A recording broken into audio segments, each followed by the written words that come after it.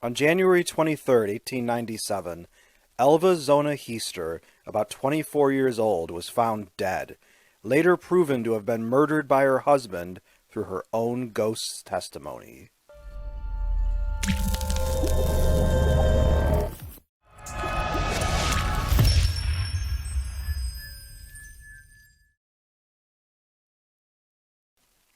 Digging deeper, we find a West Virginia couple married less than a year, Zona having been an unwed mother prior to the wedding, and Erasmus Shue, a divorcee and widower.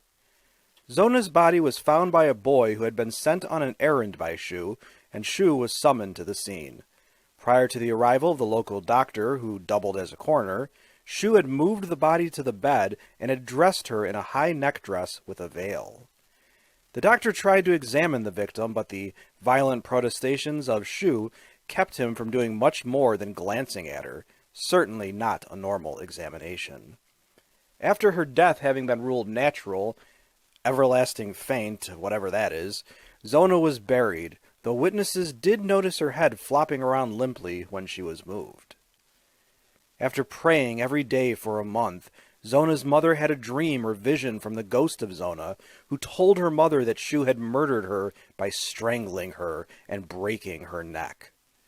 Armed with this information, Zona's mother demanded the prosecutor open an investigation, which he did. An autopsy was done, and indeed, it was found that poor Zona had been murdered by strangulation and a broken neck. Erasmus Shue went on trial for his wife's murder, but he confidently predicted he would be let go due to lack of substantial evidence. The prosecutor declined to use the ghostly information as he thought that would actually hinder his case, but incredibly, the defense insisted on bringing it forward when questioning Zona's mother. The court believed the ghost, now known as the Greenbrier ghost, and not Shue, and Shue was convicted of murder and sent to prison where he died of natural causes shortly thereafter. There were no more reports of Zona's ghost appearing to anyone, but it bears mention that to emphasize that her husband had broken her neck, the ghost had turned her head around backwards for her mother.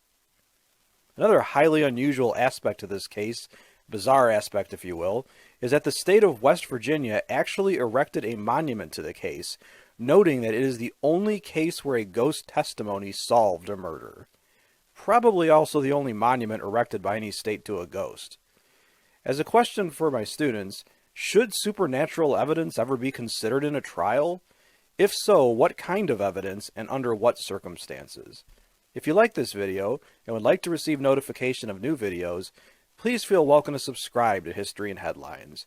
Your viewership is much appreciated.